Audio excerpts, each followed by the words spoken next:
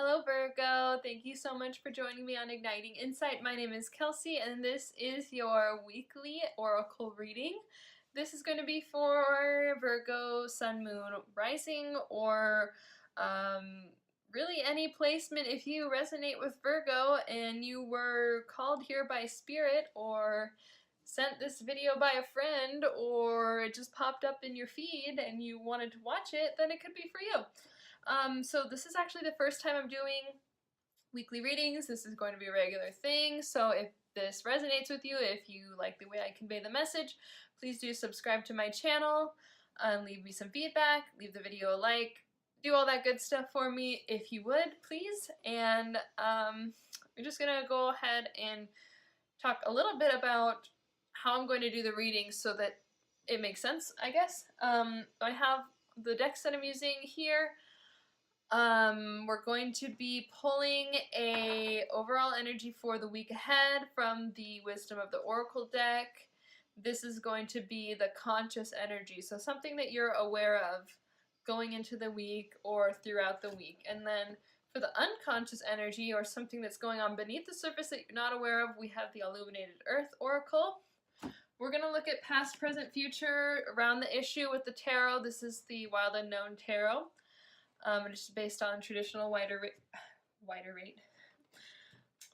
Rider-Waite tarot. And then for guidance for the week ahead, we have the Oracle of the Unicorns. I believe I said these readings are not date specific, so this can apply to you at any time whenever you come across the reading. I think I said all that. I don't know, I had to restart this for a second because I was bothered because my blanket was down.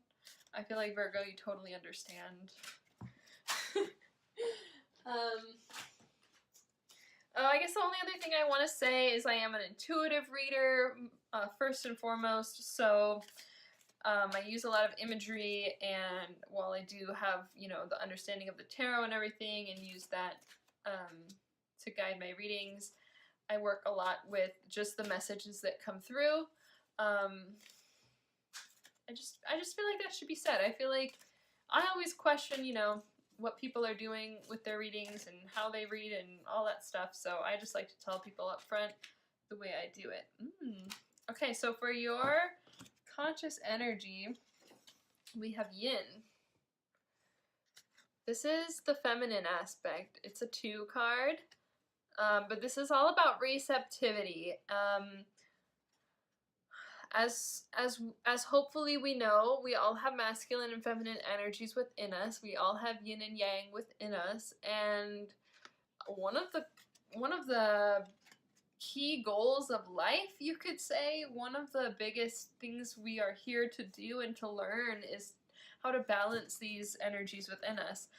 In addition to doing these weekly readings for signs and my astrology horoscopes and whatever else you might find on this channel, I do resonate with the twin flame archetype myself, and I do twin flame readings on occasion, /weekly/ this channel is just starting, so whatever is gonna be.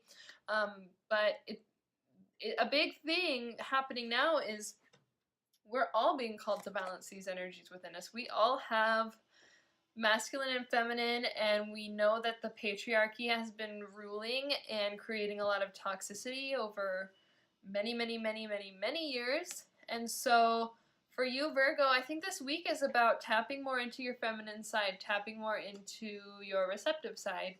And this is the conscious aspect, so it does suggest to me that maybe you're aware that this needs to happen. Maybe you're aware that you've been ignoring your intuition. Maybe you're aware that you've been ignoring your emotions, or it could even be that there's a person or a situation in your life that's really calling you to tap into this kind of energy. Whether you're male or female, you're being called to tap into this energy this week, and it's something that you're conscious of. You know that it's pulling at you. So let's go ahead and get the unconscious side, or the unconscious aspect of whatever's going on for you this week. Oh, we had 2 cards pop out. Oh, this is so interesting. Look at this. Look at these cards. I do not cease to be amazed by the tarot. Like, I do not cease to be amazed by how messages can come through cards, like paper and ink objects. The messages can come through. So we have potential and resistance. These are two sides of the same coin. Even, I mean, look at the imagery. Look how similar the imagery is. We have these kind of moon planets here, and we have like this split where we have the middle, and then here we kind of have these on the outside. So really what I'm getting for you, Virgo, is you know where your focus should be this week. It should be tapping into this more feminine side of you, this more receptive side, this intuitive side. And there's two ways you could go about this, and these are both unconscious aspects. So there's a little bit of a tug of war internally happening now. We have the potential of what's going to happen if I really tap into my intuition. What's going to happen if I really allow these things in my life to unfold without trying to control them, without trying to use my will to create everything in my life. What's going to happen? There's a lot of potential, but there's also a lot of resistance to this. Maybe you're not used to this. You know, Virgo, I know you really want things to be kind of controlled, and you're very detail oriented, and you want to see things through to fruition. And you know, at your core you do want to be of service, but a lot of times this can get muddled in our own insecurities and our own self-doubt and our own resistance to tap into what's needed to, I want to say, do our mission, whatever your life's purpose is here on earth, which I want to just say starts with your own healing and your own integration. That is your mission until you're able to do that and come to a place of wholeness. You know, you have a need to balance these energies, the potential or the resistance. Which one are you going to choose? Are you going to choose to go towards all the potential that you have in front of you, or are you going to choose to resist? These are the unconscious aspects. So, you know, for a lot of you, this is maybe the first time you're hearing someone verbalize this internal struggle that you've been dealing with probably for a long time. But here I am to tell you that I see you, it's out here. We can look at it now and we can acknowledge it, and now you have a choice to make, and it can be now a conscious choice. The whole point of me pulling these cards for the unconscious, for the subconscious, is so that we can gain insight and make more of ourselves conscious. So let's gain some clarity, some past, present, future clarity on this specific issue. I'm feeling like I should say, you know, being that these are general readings, the messages come through kind of vague because they're meant to apply to a wide range of situations and people. So trust your intuition to know what this is speaking to for you, whether it's a general overall vibe that you've got or whether it's a specific situation. That specific situation is going to be popping up in your thoughts right about now, probably right when we started the reading, to guide you to understand what it is that I'm actually speaking to. So I just pulled all of these. This is nice. Okay, so we have, for the past, the Father of Swords. This is the father of the mind. This is the father of the intellect. This is the commander of the mind. This is pure masculine energy, pure masculine potential. You've gotten very good at being a thinker, at commanding your mind, at creating your life from your conscious thoughts, from your will. And there's nothing wrong with this. This is a really positive I mean, the Father is a very mature card. This corresponds to the King of Swords in traditional tarot. So I'm not trying to shame or guilt any Virgo out there that, you know, is really proud of this. You should be proud of this. You should be proud of the work that you've done to come to a really solid place intellectually and mentally. But our job now is to balance this with the feminine side. This is the masculine and feminine that we need to balance. And then I'm just baffled every time. We have the Four of Swords for the present energy. This is a very different, this card uses very different imagery than the Rider-Waite Tarot or traditional tarot. The traditional tarot shows a man resting, and the swords are placed horizontally above him, and he's holding one. And this is interesting because these swords are kind of pointed down. It almost looks a lot more menacing, but you notice we have this innocent creature, this lamb.